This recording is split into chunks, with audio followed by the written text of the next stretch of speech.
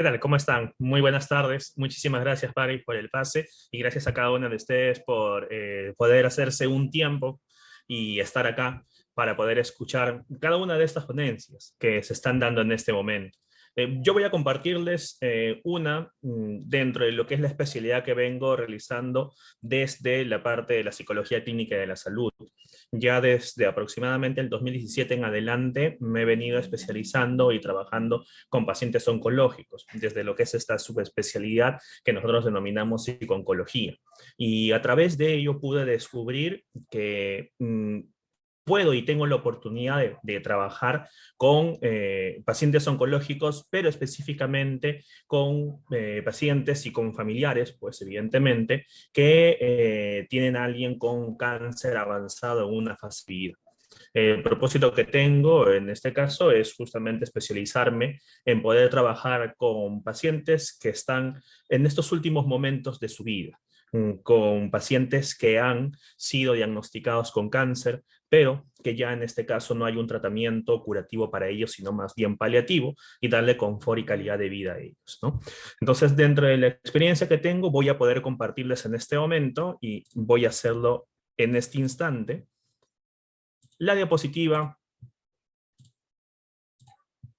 de esta sesión de hoy, que es terapia de la dignidad en pacientes oncológicos con cáncer avanzado. Probablemente cuando hablamos nosotros de terapia y juntamos dignidad, ya se nos puede venir a la cabeza, a la mente, en qué va a poder consistir ello. Sin embargo, a muchos otros probablemente también sea la primera ocasión que ustedes están escuchando esto, lo que es terapia de dignidad. A algunos les parecerá incluso nuevo el hecho de poder escuchar pacientes oncológicos, ¿no? Y más aún cuando hablamos de cáncer avanzado. Uno puede imaginarse a una persona que inevitablemente va a fallecer, ¿no? Vamos a dirigirnos específicamente y van a haber 4 puntos que nosotros vamos a ver para poder entender en qué consiste esa terapia de la dignidad, que es, podría decir yo, bastante novedosa en lo que es el campo de la intervención, ¿bien? Y más aún acá, en este caso, en esta parte del continente, ¿no? Porque la terapia de la dignidad nace en Canadá. Estos son los 4 puntos que vamos a ver hoy día.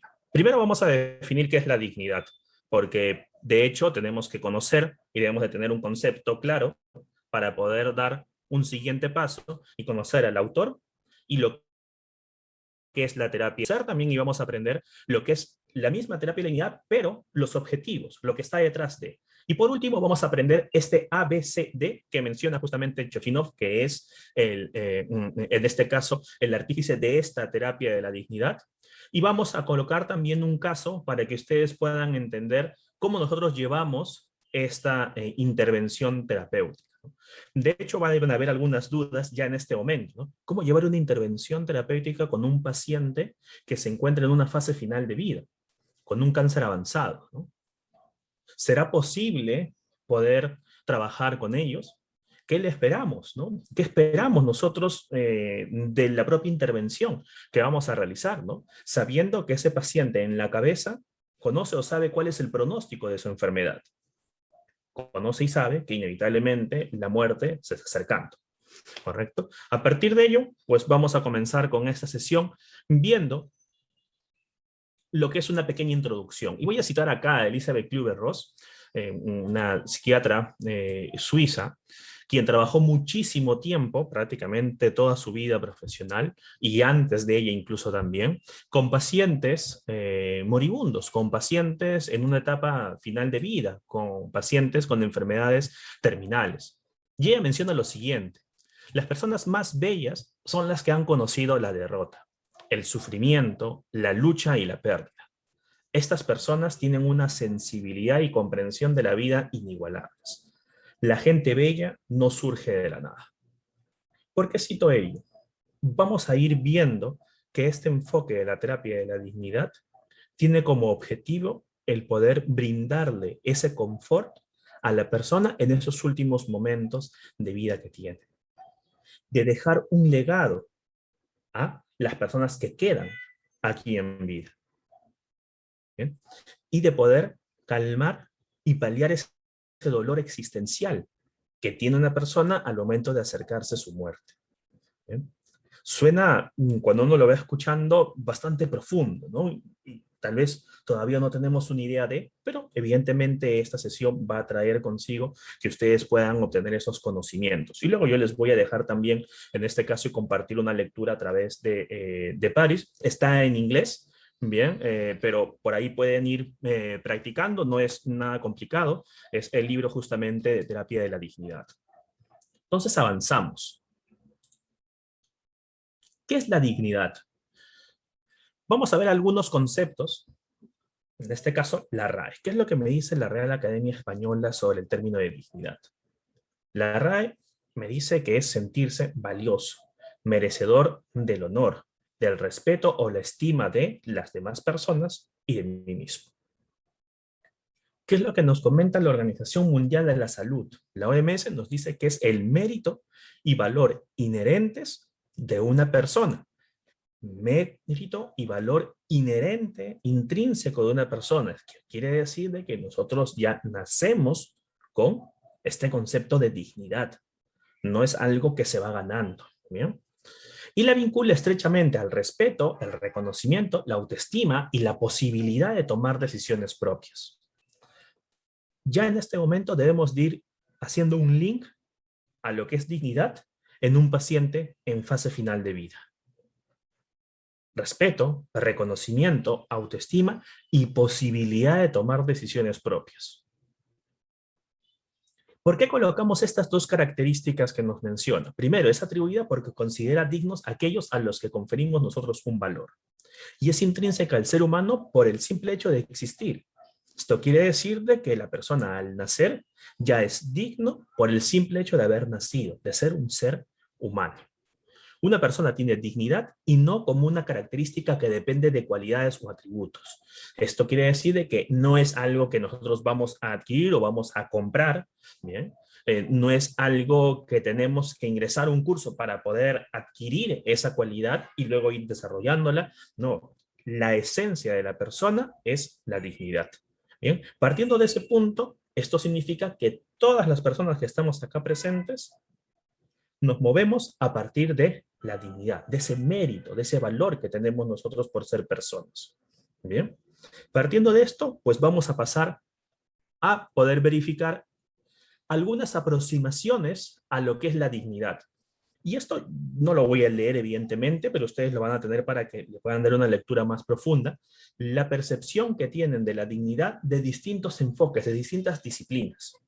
Desde la filosofía, desde el derecho, desde la religión, desde la bioética, que es muy importante y va de la mano con los cuidados paliativos y de la atención sanitaria.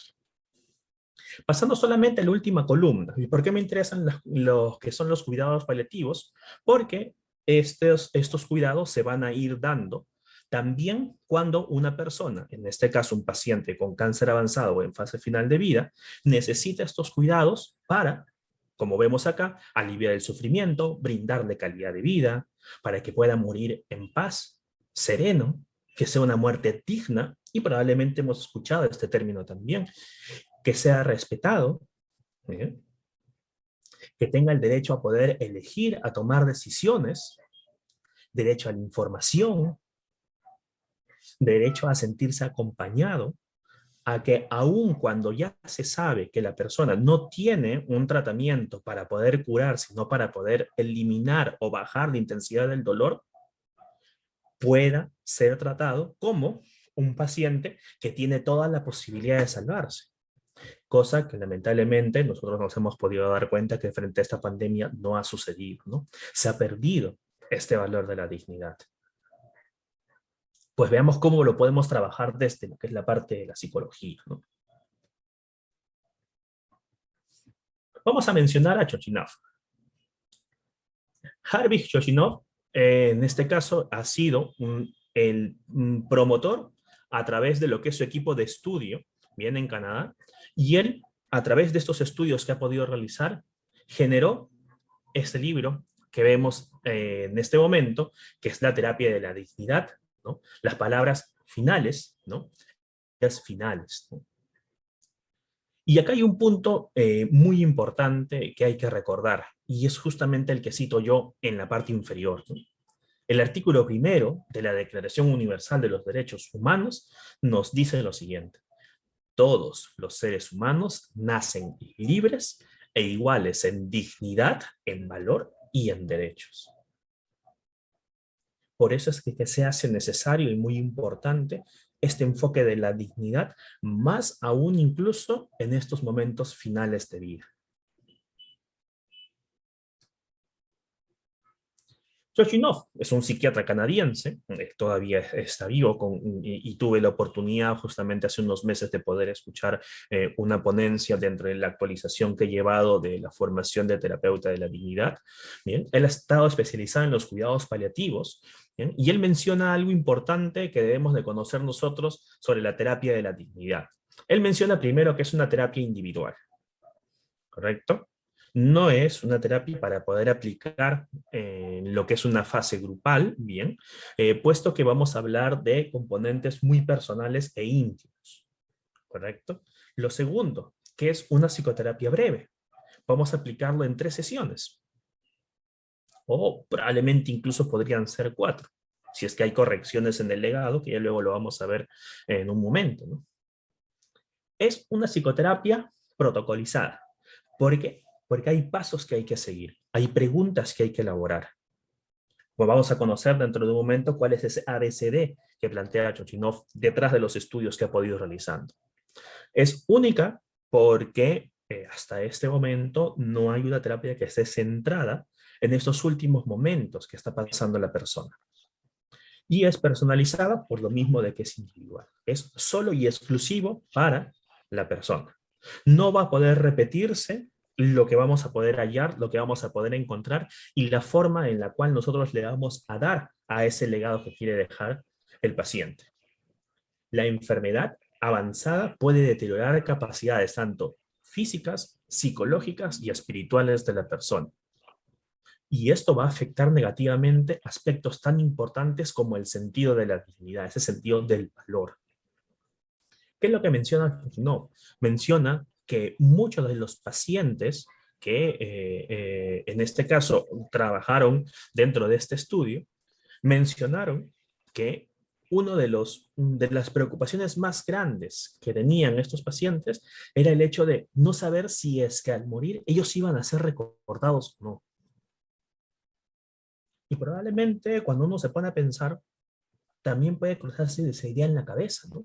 Inevitablemente todos los que estamos acá y todas las personas que se encuentran en este momento en el mundo y las que van a nacer, en algún momento van a fallecer porque es el ciclo vital de una persona, de un ser vivo.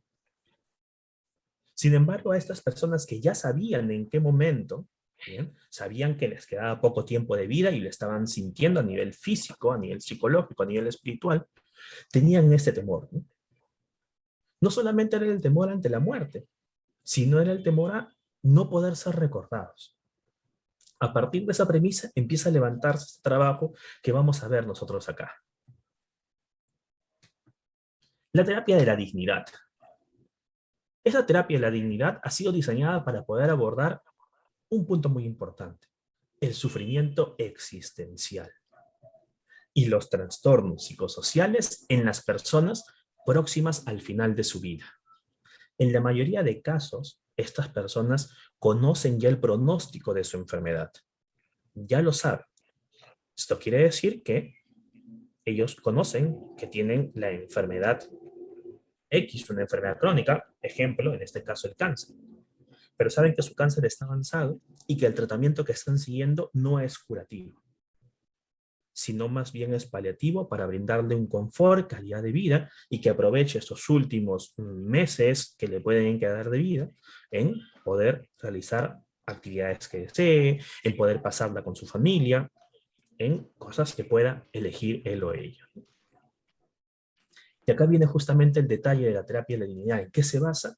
En esa premisa, ¿bien?, de que para muchos pacientes el mantenimiento de la dignidad está conectado, está linkeado a qué? Con la idea de que algo de su esencia, algo particular mío, va a trascender o va a sobrevivir a mi muerte.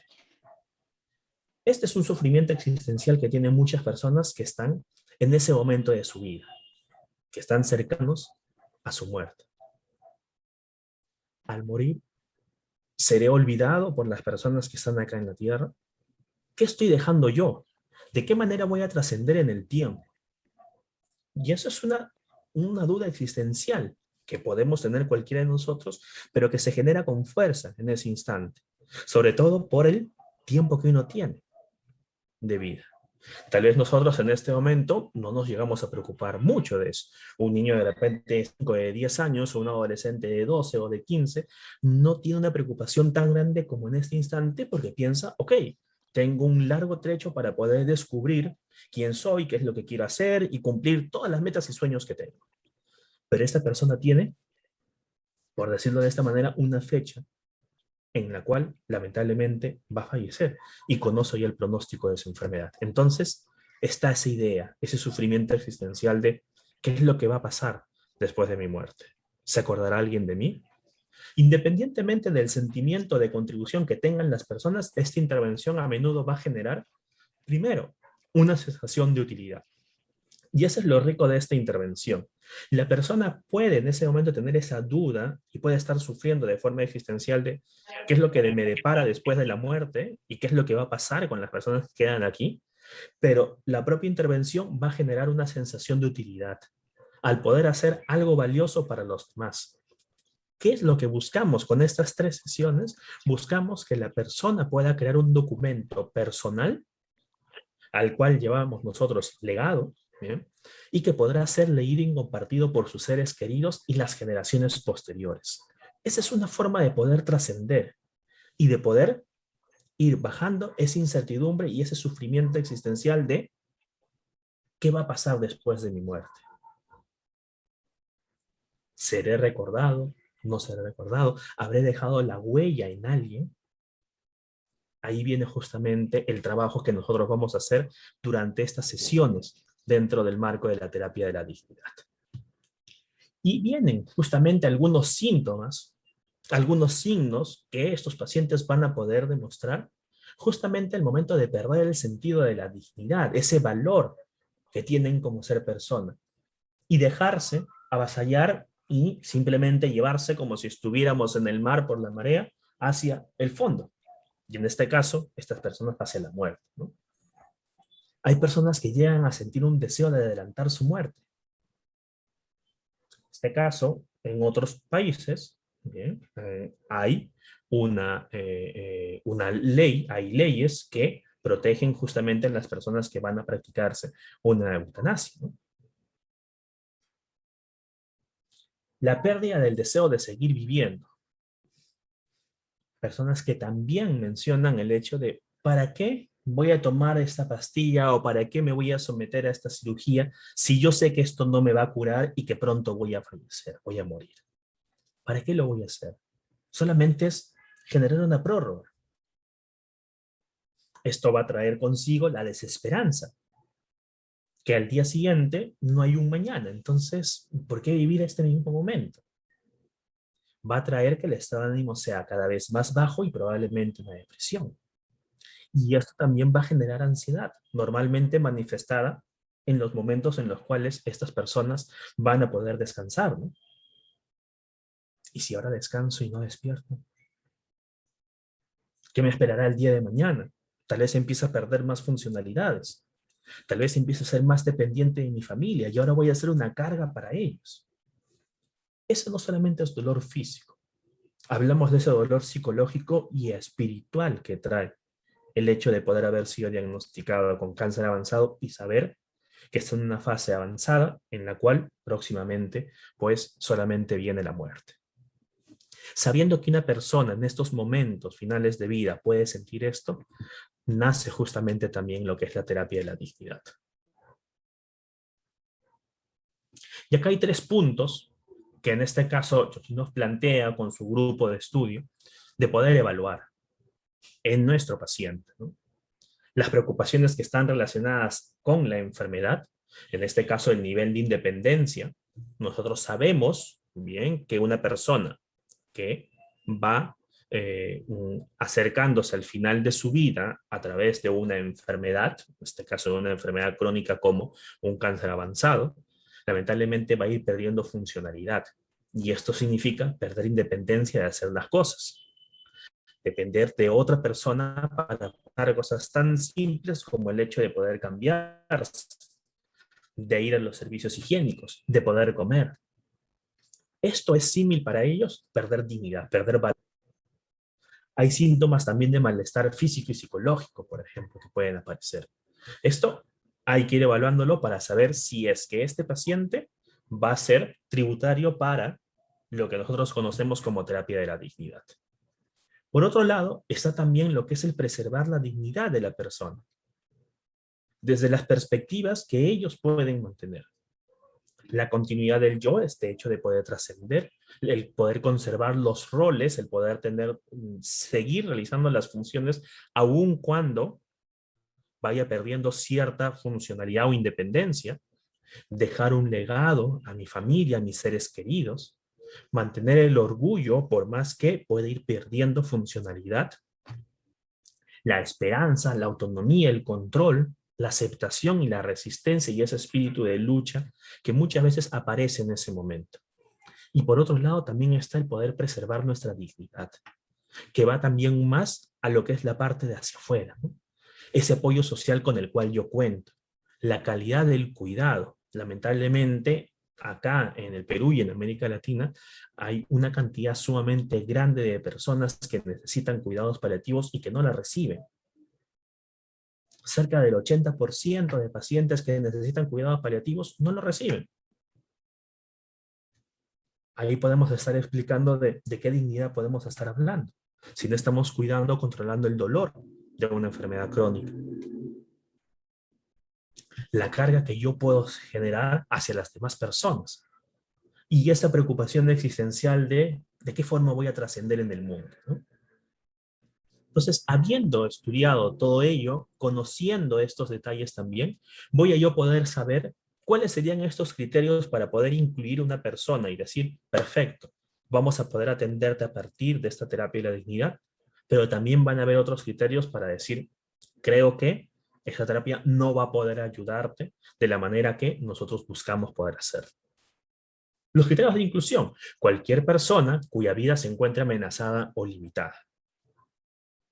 Pacientes que estén interesados y motivados para poder participar, porque en esa primera sesión hay una parte de psicoeducación en la cual nosotros le mencionamos qué tiene la terapia de la dignidad para poder ofrecer en este momento. Y también van a haber personas con enfermedades neurodegenerativas, enfermedades renales, en general con enfermedades crónicas que estén avanzadas, como también con pacientes oncológicos, que es con lo que yo he podido trabajar en este caso muchísimo más. Pero los criterios de exclusión son los siguientes. No podemos trabajar esta intervención terapéutica con personas que ya la junta médica haya podido dar una esperanza de vida menor a las 2 semanas, puesto que estas personas van a manifestar muchos síntomas que van a imposibilitar incluso la comunicación con otra persona. Ese es como primer punto. Entonces, estas personas estarían excluidas de poder entrar a poder ser trabajadas a través de la terapia de la dignidad. Lo segundo, pacientes con una capacidad cognitiva reducida. Esto quiere decir personas, por ejemplo, que pudieran tener un deterioro cognitivo por la propia enfermedad que están llevando. Ejemplo, pacientes con un trastorno neurocognitivo degenerativo como el Alzheimer, en una fase avanzada, en la cual la persona pierde independencia y funcionalidad. Como también pacientes que puedan tener delirios, como por ejemplo pacientes que, muy aparte de la enfermedad médica que puedan también tener un trastorno psicopatológico, como un espectro de la esquizofrenia. No podríamos trabajar con ellos porque la distorsión del pensamiento no nos va a hacer creer que lo que puede estar hablando, comentando la persona o respondiendo a través de las preguntas sea realmente cierto. Y no podemos dejar un legado que al final no tenga contenido cierto para la familia. Por eso hay un criterio de exclusión que debemos de tomar en consideración. ¿Cuáles son los objetivos, en este caso, de la terapia de la dignidad? Sabiendo que lo que queremos, lo que buscamos acá es que la persona reduzca este sufrimiento existencial, Pues lo primero va a ser que el abordaje de la pérdida de sentido y significado en el proceso final de vida. Que el paciente puede entender que aún cuando sabe esta persona que le pueden quedar semanas o meses de vida, encuentre un nuevo sentido a este proceso final de la misma. Algo bastante complejo realmente de poder hacer si es que uno lo piensa en este momento, ¿no? ¿Cómo poder hacer que alguien pueda estar motivado a realizar actividades, a continuar con su vida si sabe que en cualquier momento puede morir? Nos quedamos pensando y decimos, pues verdaderamente debe ser complejo esto. La intervención lo hace más sencillo a partir de ese protocolo que nosotros tenemos. Lo segundo que buscamos es disminuir la depresión y la ansiedad. Que el estado de ánimo de la persona vaya acorde también a esa calidad de vida que tiene a partir de los cuidados paliativos que está siguiendo. Está comprobado mediante investigación que personas que reportan una calidad de vida más baja, la ansiedad y el estado de ánimo depresivo sube. En algunos casos incluso puede marcar sintomatología clínica que requiere intervención terapéutica. Con ese detalle sabemos que esta intervención tiene como objetivo disminuir la depresión y la ansiedad. Disminuir ese sufrimiento, no hablando del sufrimiento físico, de ese sufrimiento psicológico y existencial que tiene la persona de saber que su fin se va acercando. Y un cuarto punto importante, la disminución de los deseos de muerte, de poder adelantarla, de poder buscar incluso un accidente para que ya finalice mi vida, para ahí no terminar torturándome ni torturar a las demás personas. Que son pensamientos que algunos pacientes tienen frente a lo que va a significar para ellos la muerte. Estos objetivos son claros y esos objetivos también se le mencionan a nuestro paciente dentro de esta primera sesión que tendremos nosotros de psicoeducación. Yo les voy a compartir también acá algunos estudios, evidentemente algunos de ellos relacionados a Harvey Chochinov, que es justamente el mentor y el creador de esta intervención de terapia de la dignidad. Acá vemos, por ejemplo, una de las primeras investigaciones que él realizó en cuanto a la terapia de la dignidad, ¿no? Una psicoterapia, un enfoque, una intervención psicoterapéutica nueva para pacientes que están cerca a lo que va a significar el final de su vida. Y acá tuvieron unos resultados muy interesantes y satisfactorios en cuanto a la propia intervención, porque el 91% de participantes informaron estar satisfechos con la terapia de la dignidad. Hablamos de pacientes que están cercanos al final de vida. Estuvieron satisfechos con esa intervención que supuso la terapia de la dignidad. El 76% informó un mayor sentido de la dignidad. Esto quiere decir que la valoración de sí mismo y la valoración con respecto a los demás aumentó. 68% informó un mayor sentido de vida, del propósito de su vida. Ojo, estamos hablando, como les digo, de personas que están cercanos a lo que va a ser la muerte. El 67% informó un mayor sentido de significado. El 47% un aumento de la voluntad de vivir. Y el 81% informó que había sido o sería de ayuda para su familia. Pues vemos con estos números, en cuanto a porcentaje de pacientes, que la terapia de la dignidad es efectiva, tanto para el paciente como también para la familia que queda acá. Y esta fue una de las primeras que se pudo hacer, ¿no? Luego, normalmente cuando trabajamos nosotros con personas en cuidados paliativos o en una fase de una enfermedad avanzada, como por ejemplo el cáncer, vamos a hablar de lo que es el counseling. ¿Bien? Que es una forma de intervenir con nuestros pacientes a través del arte de poder comunicar, de poder brindarle ese soporte y esa atención emocional, psicológica a nuestro paciente en esos momentos, así también como a la familia. Se trabajó un estudio comparativo entre lo que es el counseling y la terapia de la dignidad en cuidados paliativos y Los grupos, en este caso, como resultados, no fueron diferentes en la línea base en ninguna de las variables, a excepción solamente del género.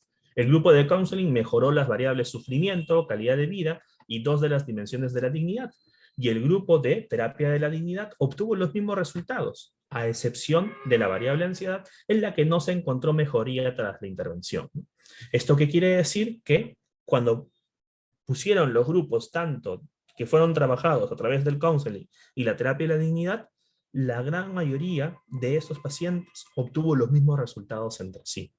Esto da un soporte, evidentemente, a la terapia de la dignidad, porque el counseling es reconocido por lo que es la OMS como una intervención para poder trabajar con pacientes en estas áreas de cuidados paliativos. Y esto le da fuerza empírica, fuerza, en este caso a través de la evidencia científica, de que la terapia de la dignidad ayuda a estos pacientes en fase final de vida.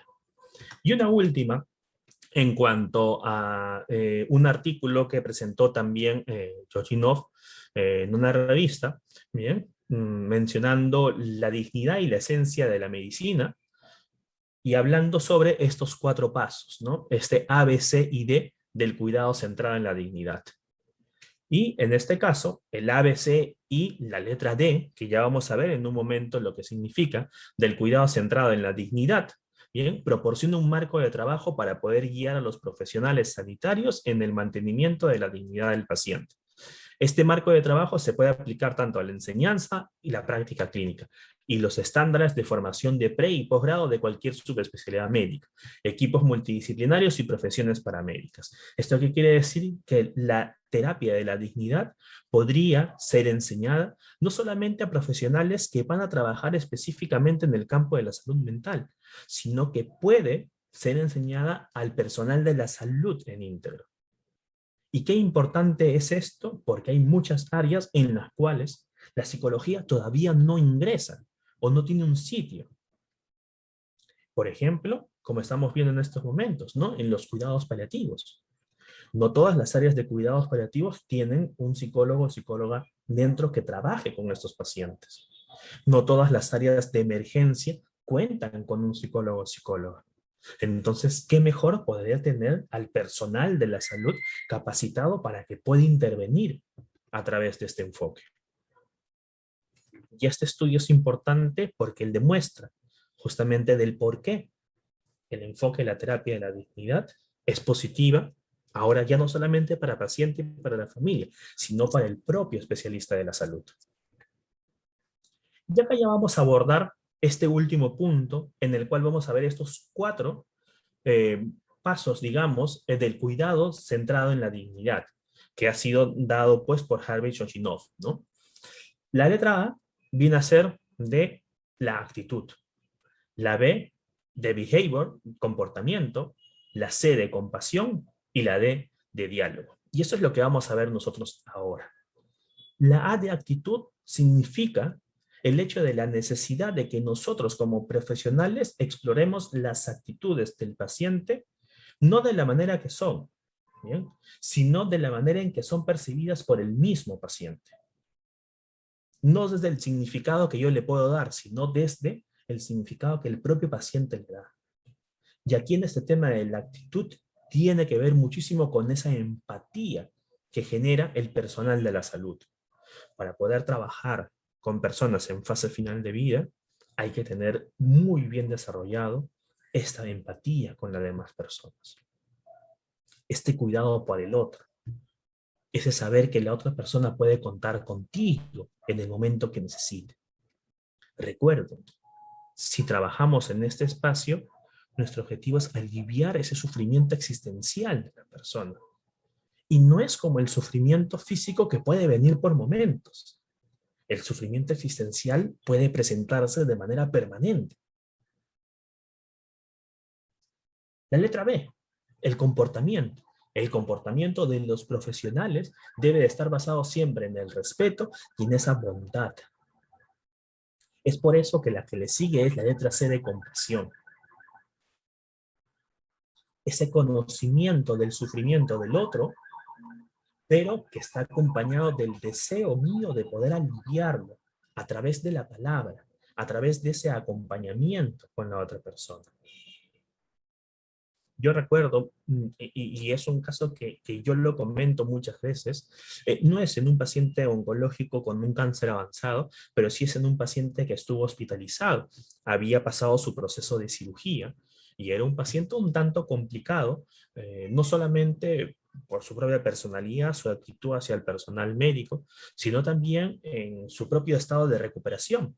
Normalmente, posterior a una cirugía, sobre todo en la operación que él había tenido, que había sido de tiroides, los pacientes demoran, digamos, en darle el alta aproximadamente una semana, semana y media, 2 semanas. Cuando yo lo conocí, él tenía 30 días en el hospital.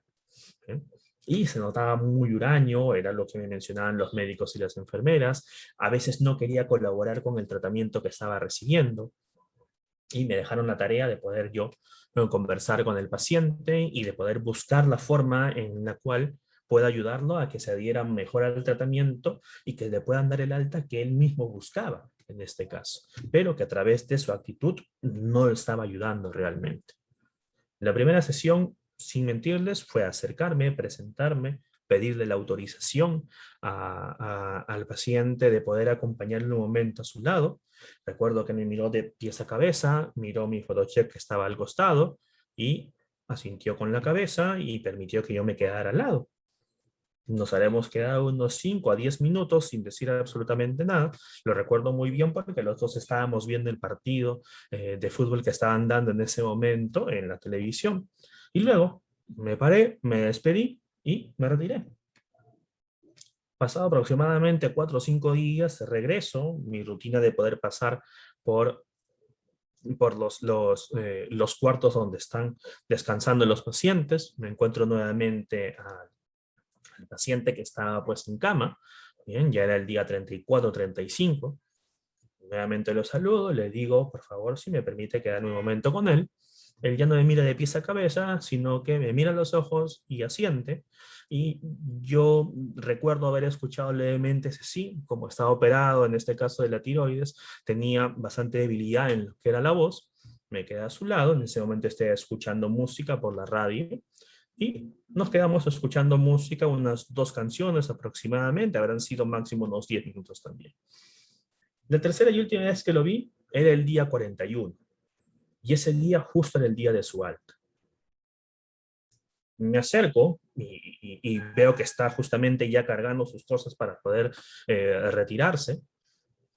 Y pues lo saludo y me alegro realmente, pues no, de que le sean el alta, era algo que él estaba buscando. Su familia la tenía, recuerdo yo, en la selva, en Iquitos, tenía un hijo menor y un pequeño que recién había nacido hace unos meses, tenía a su esposa ya también y no los podía ver porque él se encontraba acá en Lima, él se encontraba en el INEM. Y recuerdo que cuando yo me acerco para darle la mano y despedirme y motivarlo a que pueda regresar a sus chequeos y pasar por la unidad de salud mental, él me da también la mano, pero él se acerca y me da un abrazo. Yo lo recibo también con el abrazo y recuerdo sus palabras, o sea, y recuerdo sus palabras claras porque fueron de entre esa dificultad que tenía todavía para decirlo, pero fue algo que me dejó marcado hasta este momento porque me dijo gracias por acompañarme en el silencio.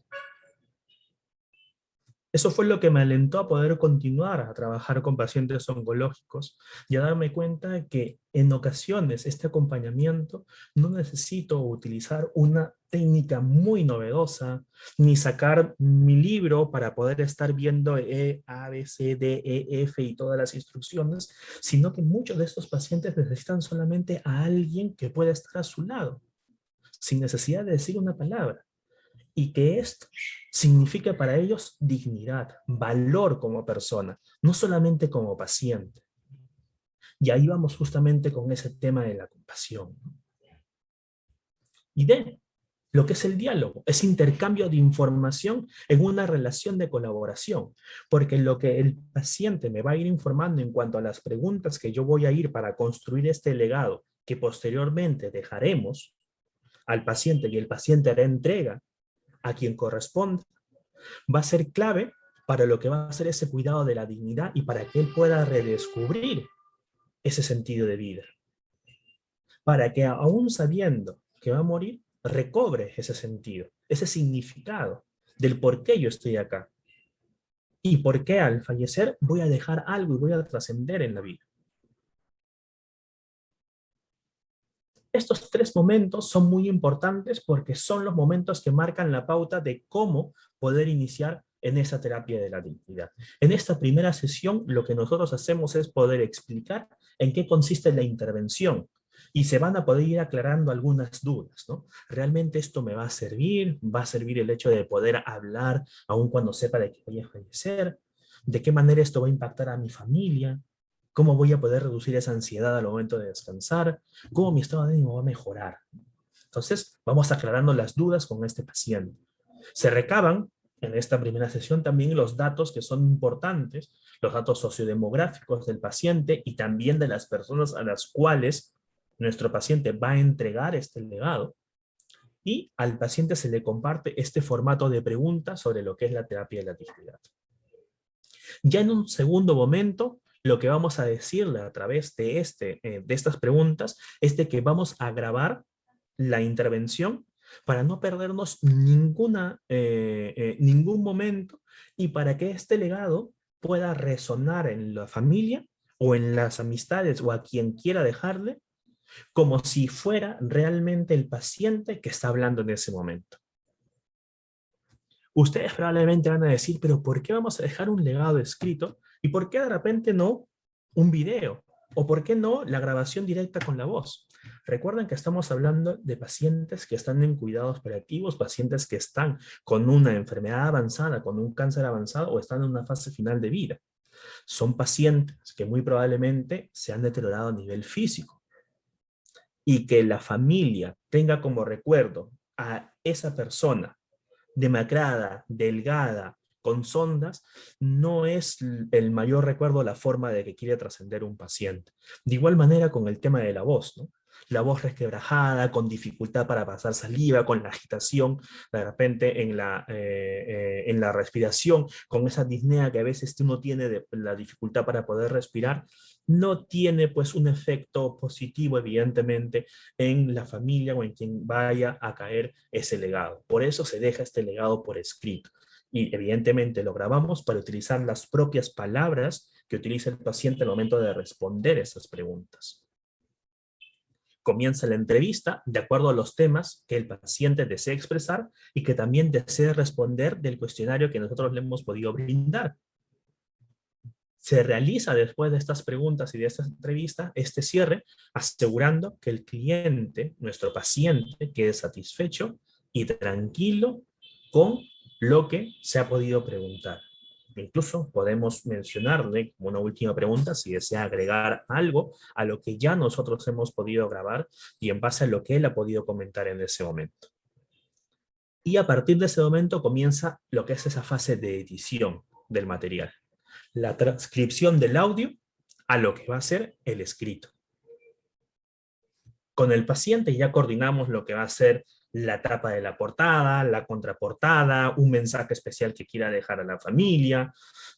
Es importante que el paciente, y esto ya viene en esa tercera fase, en esta tercera sesión, el terapeuta va a leer en voz alta el documento y el paciente lo va a revisar para que esto se ajuste a la forma en la cual él quiera dejar ese legado.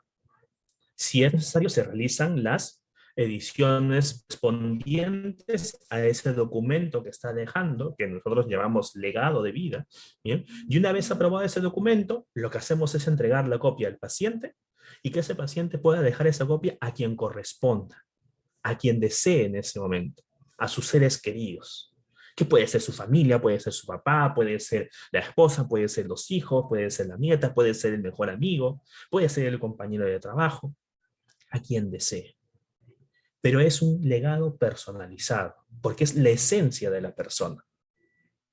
El poder hablar, y ahora vamos a ver las preguntas, de la historia de vida de ese paciente, genera justamente que se vayan cumpliendo esos objetivos que hace un momento acabamos de ver. El descenso de la ansiedad y del estado de ánimo depresivo, el aumento en el sentido de vida, el recobrar la dignidad como persona, como ser humano.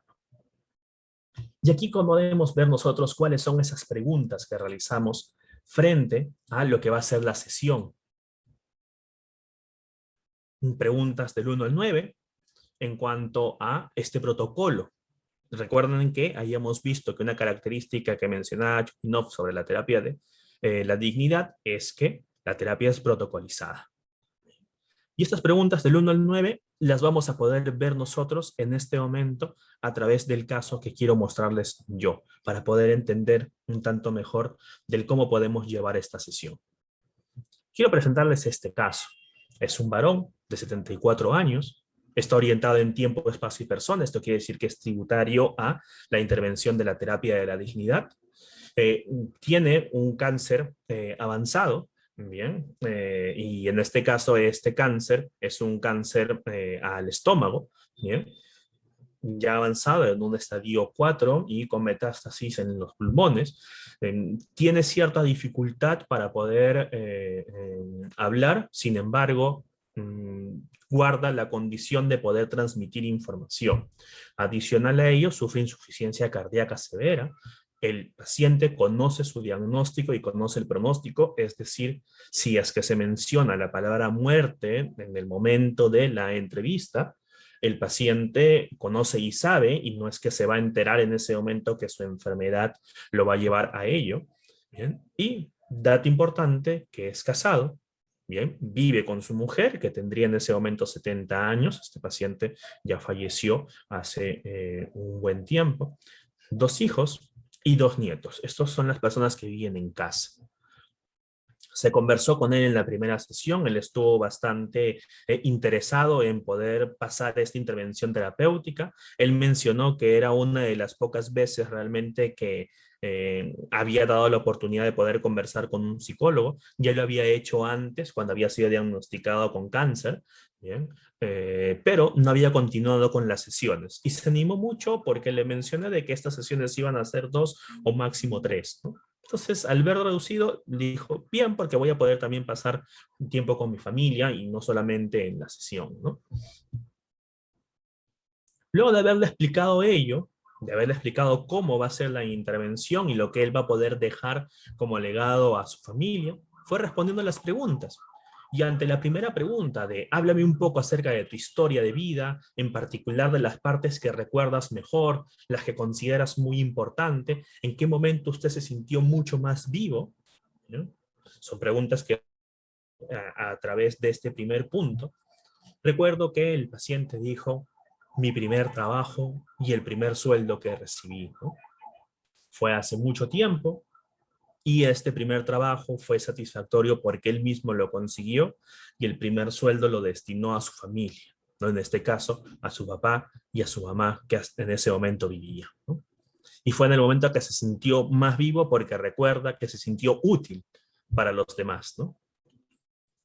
En esta segunda pregunta, ¿hay cosas en concreto que quisiera dar a conocer a su familia? Cosas que usted querría que recordasen de usted.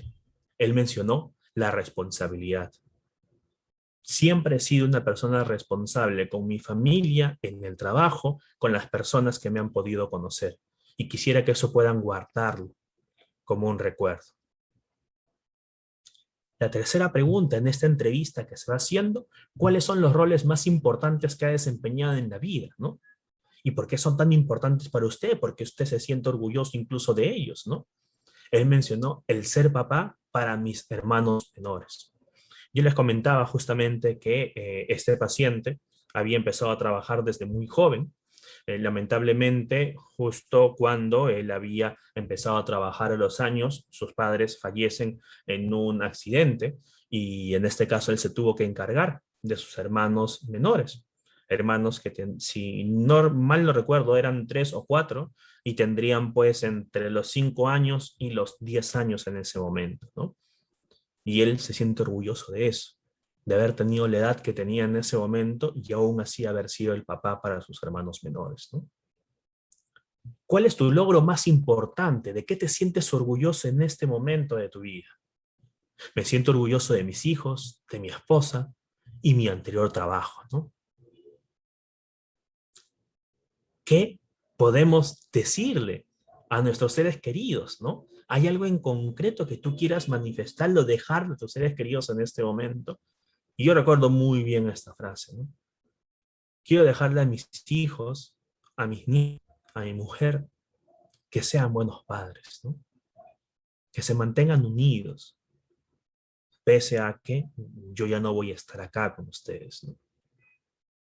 ¿Qué esperanzas sus sueños alberga respecto de sus seres queridos? Que continúen creciendo como familia. Y ahí yo recuerdo de que él empezó a sonreír, ¿no? Me gustaría tener más nietos, ¿no? Dos nietos no son suficientes, ¿no? Me gustaría poder tener más nietos. Aun cuando él tenía ese deseo y sabía que muy probablemente no iba a llegar a verlos, pero él quería eso. Ese era su sueño y quería dejárselo también a su familia, que supiera ello. ¿Qué lecciones de la vida quisiera transmitir a otros? ¿O qué consejos deseas dejar tú a tu familia, a tu esposa, a tus hijos, a tus nietos, a tus amistades, a quien en este caso vaya a dejar este legado? Que conserven sus amistades. Recuerdo que dijo que conserven sus amistades de infancia, eso fue lo que dijo él, ¿no? Y que amen a sus hijos, pero no solamente amor a sus hijos de palabras, sino demostrarlo con actos. Se van dando cuenta de que su vida y su sentido de vida giraba muchísimo en torno al ambiente familiar.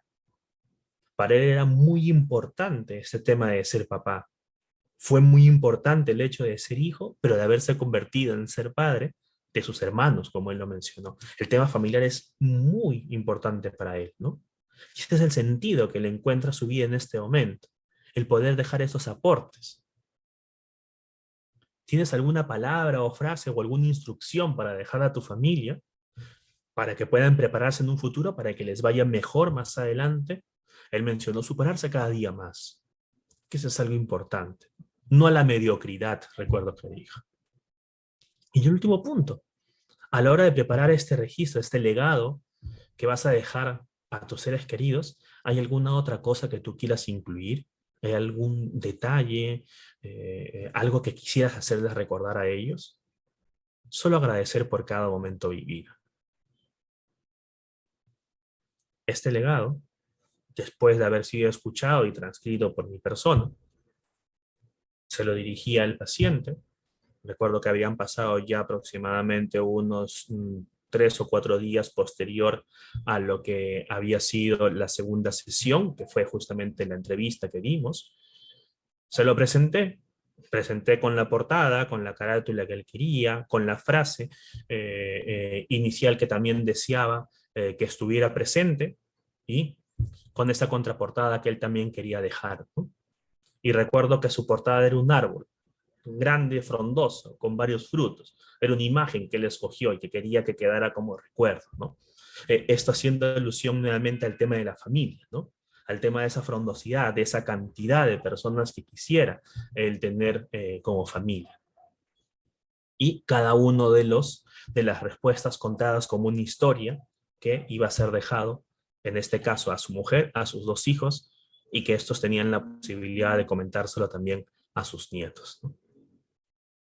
Esta persona, pasado unos meses, termina falleciendo, ¿no? Pero su familia reportó que esos meses posteriores a lo que fue este legado y al momento en el cual él dejó, porque no fue de manera inmediata, lo dejó un mes antes de poder fallecer, cuando él se dio cuenta que iba perdiendo funcionalidad y que ya no iba a tener la oportunidad de dejárselo a su familia. eh, los familiares mencionaron de que fue un momento de felicidad para él, ¿no? Y que al menos ese sufrimiento que había tenido al momento de enterarse de la enfermedad, ese golpe que le había traído a su vida, de cortarle los sueños que todavía seguía teniendo a los 74 años, pues había podido ayudar a poder ayudar, en este caso, a bajar ese estado de ánimo que tenía en ese momento, ¿no? Quiero cerrar esta sesión animándolos a ustedes a que puedan investigar. Es una terapia que está en este momento creciendo, ¿bien? Sobre todo en esta parte de Latinoamérica. Bien, ya se viene desarrollando mucho en la parte de Norteamérica, sobre todo en Canadá y también en Europa. Me animaría a que se puedan unir también a poder seguir formándose en ello. Es muy importante, recordando, como les dije, que hay una cantidad tremenda de personas que necesitan un cuidado en esa fase final de vida y que no le están llevando. no lo están recibiendo. Y acá les dejo un mensaje de Harvey Shoshinov, es el que ustedes ven acá, presente, el creador de esta terapia. La dignidad forma parte de la condición del hombre y es importante mantenerla hasta el final de la vida. Y en este objetivo, los equipos de cuidados paliativos tienen un reto muy importante. Solo me gustaría agradecer nuevamente y darle las gracias